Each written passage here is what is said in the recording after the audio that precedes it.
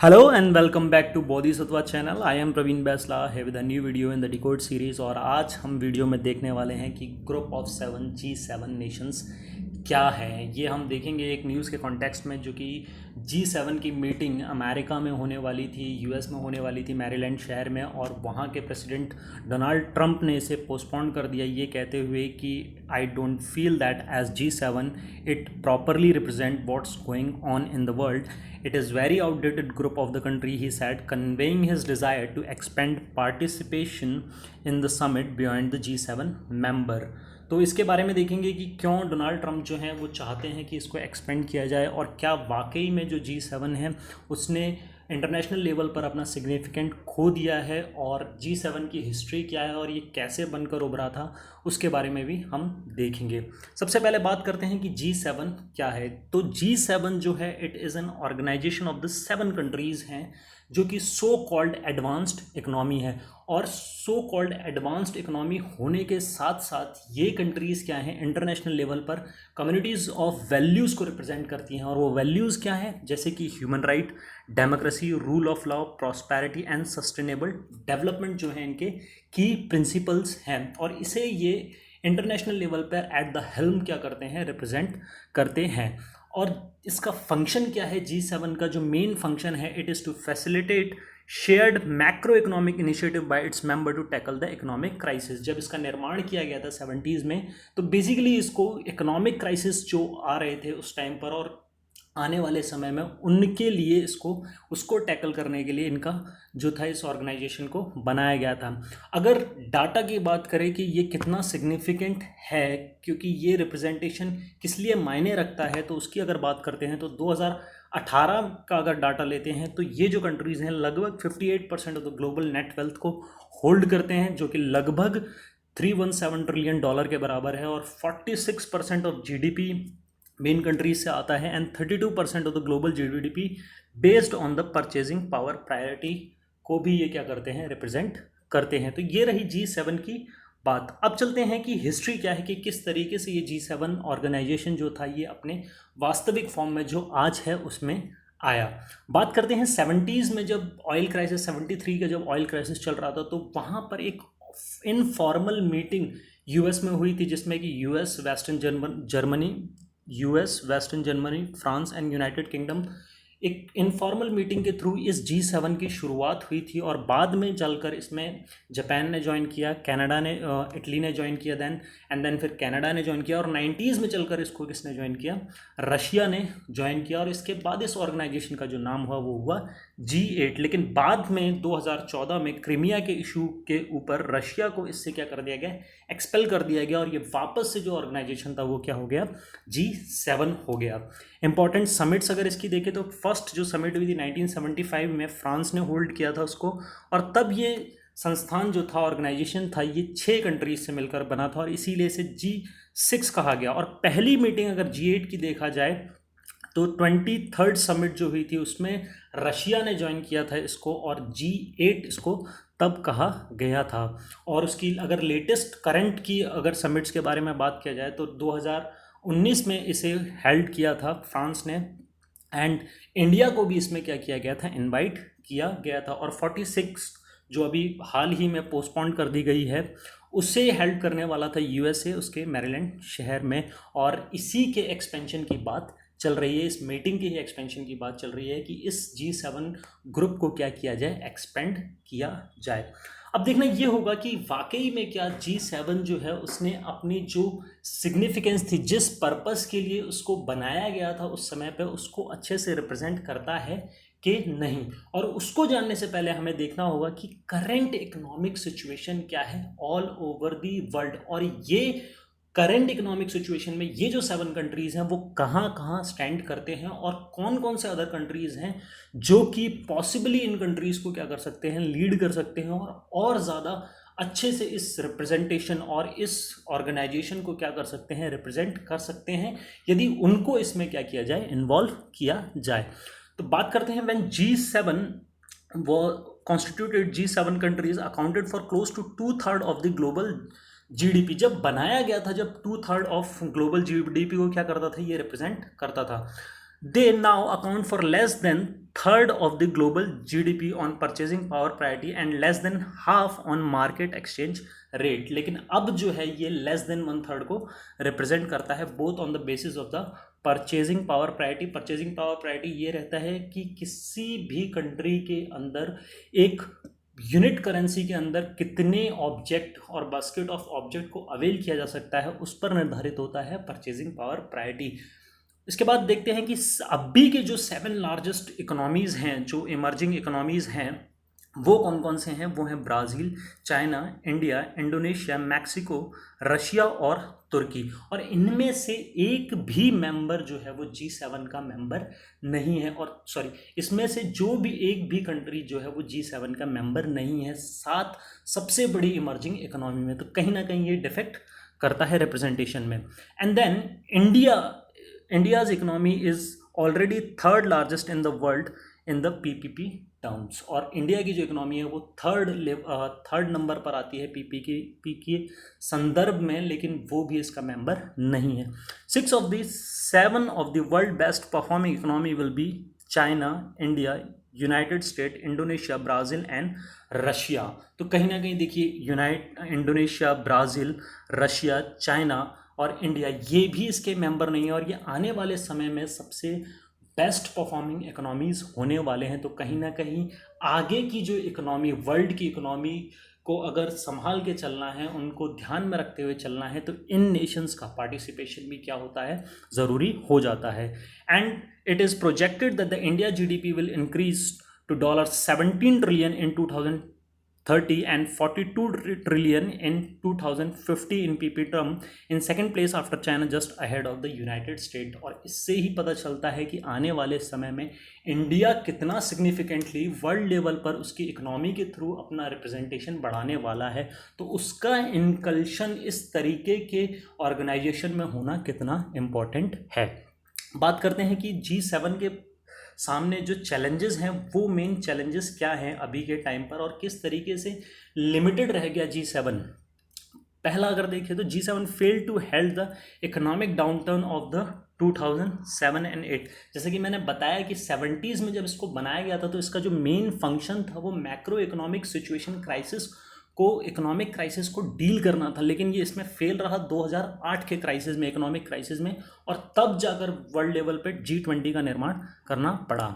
And then the next point is G7 has not raised concern with respect to the contemporary issues such as the COVID-19 pandemic, climate change, challenge of the देश and crisis of the state collapse in the West Asia। ना ही ISIS की problem को, ना ही आपके pandemic corona crisis को, और ना ही climate change में आपने कभी नहीं सुना होगा कि इन नेशंस द्वारा कोई फॉरवर्ड लीपिंग स्टेप लिया गया। इवन यूएस ने तो प्राइवेट जो आपका पेरिस क्लाइमेट है उससे अपने आप को वापस ले लिया, और कई सारे इसके जो नेशंस हैं उनके कोई पॉजिटिव और असर्टिव स्टेप नहीं दिखाई देते वर्ल्ड लेवल पर इन सारे करंट के मुद्दों को लेते हुए। And now why we need a new institution की आवश्यकता है क्यों, एक्चुअल में क्यों हमें एक ऐसा इंस्टीट्यूशन चाहिए जो कि G7 के कंपैरेबल हो और अच्छे से वर्ल्ड को क्या करता हो, रिप्रेजेंट करता हो। इसमें पहला पॉइंट जो है, a new mechanism is required to handle the emerging global challenge. बिल्कुल सही है कि जिस तरीके से अभी पैंडमिक की सिचुएशन में वर्ल्ड लेवल पर एडमिनिस्ट्रेटिव और स्टेट फेलियर जो देखने को मिला है, उससे पता चलता है कि हमें एक नया मैकेनिज्म चाहिए जो कि ग्लोबल चैलेंजेस को अच्छे से टैकल कर सके। और इस मैकेनिज्म को डेवलप करने के लिए ये इस तरह की ऑर्गेनाइजेशन का होना ज़रूरी है जो कि वर्ल्ड लेवल पर पावरफुल हो और वर्ल्ड लेवल पर अच्छे से पूरे नेशंस को, पूरी कंट्रीज़ को रिप्रेजेंट कर सकें। And the second is an immediate concern is to ensure effective implementation of the 1975 Biological Weapon Convention and the prevention of any possible cheating by its state parties by possible creation of the new microorganism or the virus by using recombinant technology। और as we know कि technology के advancement के कारण और कई सारी जैसे recombinant technologies हैं, basically it is related to the gene manipulation तो उसके कारण भविष्य में किस तरीके से माइक्रो ऑर्गेनिजम्स जो हैं वो लीथल वेपन्स की तरह यूज़ किए जा सकते हैं, उनको डील करने के लिए 1975 बायोलॉजिकल वेपन कन्वेंशन को क्या किया जाए, साइन किया जाए, और उन सारे नेशंस को सेम मंच पर लाने के लिए, सेम टेबल पर लाने के लिए ज़रूरी है कि उनको जो लीड कंट्री कर रहे हों वो पूरे वर्ल्ड लेवल पर क्या करते हो, पावरफुल हो in the terms of the economic power and the soft power. Next is finding effective solution to the burning issues like Iran nuclear program, peace, stability of Afghanistan, Gulf and the West Asia, reduction in the tension in the Korean Peninsular and South China Sea. ये सारे contemporary problems हैं जिनका अभी तक कोई क्या है solution नहीं आ पा रहा है. There is a tussle in the world before these problems, so it has to be tackled and it can be tackled through an powerful organization which have the more teeth and the negotiating power at the world level. अब देखते हैं कि अगर ये new institution आते हैं तो वो उनका फॉर्म क्या होगा. करंट सजेशंस के थ्रू पर देखेंगे कि ब्रिटेन ने जो यूके है उसने एक सजेस्ट किया है D10 क्लब. ये D10 क्लब क्या रहेगा, club of the democratic partner including G7 countries plus Australia, south Korea and India. G7 के साथ साथ किस किस को मिलाना, ऑस्ट्रेलिया, साउथ कोरिया और इंडिया को, और एक डेमोक्रेटिक कंट्रीज़ का एक ग्रुप बनाना जो कि आगे भविष्य में चलकर प्रॉब्लम्स को क्या कर सके, टैकल कर सके. Will aim to create alternative suppliers of 5G technology and other technology to avoid relying on the China पर टेक्नोलॉजीज पर रिलाय ना होने के लिए इस तरह की ऑर्गेनाइजेशन को फॉर्म किया जाए. और हाल ही में रशिया से जब G10 को और G7 के एक्सपेंशन पर बात की गई तो रशिया ने कहा कि वो किसी भी ऐसे ऑर्गेनाइजेशन को ज्वाइन नहीं करना चाहता जो कि वर्ल्ड लेवल पर क्या हो, किसी एक कंट्री को टारगेट करते हुए एक कंट्री को काउंटर करने के लिए बनाया जाए, जैसे कि G7 और G10 और G10+ को जो बनाया जा रहा है. ऐसा माना जा रहा है कि ये चाइना को काउंटर करने के लिए बनाया जा रहा है. तो रशिया ने इस बात को भी समझा है और इस बात को हमें भी समझना होगा कि ये इस तरीके का ही शायद ऑर्गेनाइजेशन हो सकता है. इसके बाद G11 की बात करते हैं तो G7 countries plus India, Australia, south Korea and Russia. Basically जो G7 कंट्रीज़ हैं उसमें इंडिया, रशिया, साउथ कोरिया और साउथ ऑस्ट्रेलिया का विलय.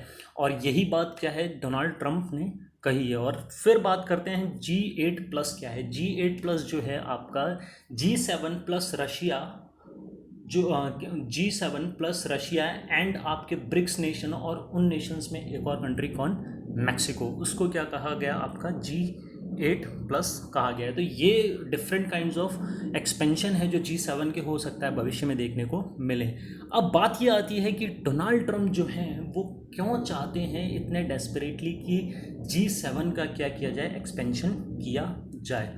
तो सबसे पहला जो पॉइंट है इसमें, it is very much correct that it has the representation issue. हमने देखा भी कि क्या क्या चैलेंजेस और इंडिया किस तरीके से भविष्य में चलकर एक बड़ा इकोनॉमिक और मिलिट्री पावर जो है, मिलिट्री पावर तो अभी भी है और इकोनॉमिक पावर किस तरीके से वो उभर कर आने वाला है. और कहीं भी इंडिया का रिप्रेजेंटेशन ना होना इस तरीके का ऑर्गेनाइजेशन में कहीं ना कहीं एक ऑर्गेनाइजेशन को बैकफुट पर डालता है. And then second is rising influence of the China, as I have told in the context of the Russia, कि ये कहीं ना कहीं चाइना को काउंटर करने के लिए भी किया जा रहा है because of the Chinese expansion policies जो हैं. आप देखिए वो इंटरफेयर कर रहे हैं इंडिया के अंदर, फिर साउथ चाइना सी के अंदर, and then there is an expansionist policy of China. तो उसको काउंटर करने के लिए, और there is a continuous trade war in the US and China और war over the patents also. तो उसको टैकल करने के लिए क्या किया जा रहा है, इस तरीके के नेशंस वगैरह को बनाया जा सकता है, ये ट्रंप का मानना है. और इनसे ट्रंप की जो लीडरशिप है ऑल ओवर द वर्ल्ड उसको कहीं ना कहीं बूस्टअप मिलता है. तो क्यों इंडिया, क्योंकि वो एक मिलिट्री पावर है और इकोनॉमिक पावर है. साउथ कोरिया क्यों, क्योंकि वो एक टेक्निकल पावर है, टेक्नोलॉजिकल हब है, टेक्नोलॉजिकल पावर है और इकोनॉमिक सुपर पावर भी है. और ऑस्ट्रेलिया जो है वो USA का जो है वो एक नेचुरल अलाय है साउथ चाइना सी में और साउथ पैसिफिक रीजन में और साउथ चाइना सी में चाइना के एक्सपेंशन को काउंटर करने के लिए ऑस्ट्रेलिया का भी होना इस ग्रुप में काफ़ी ज़रूरी है।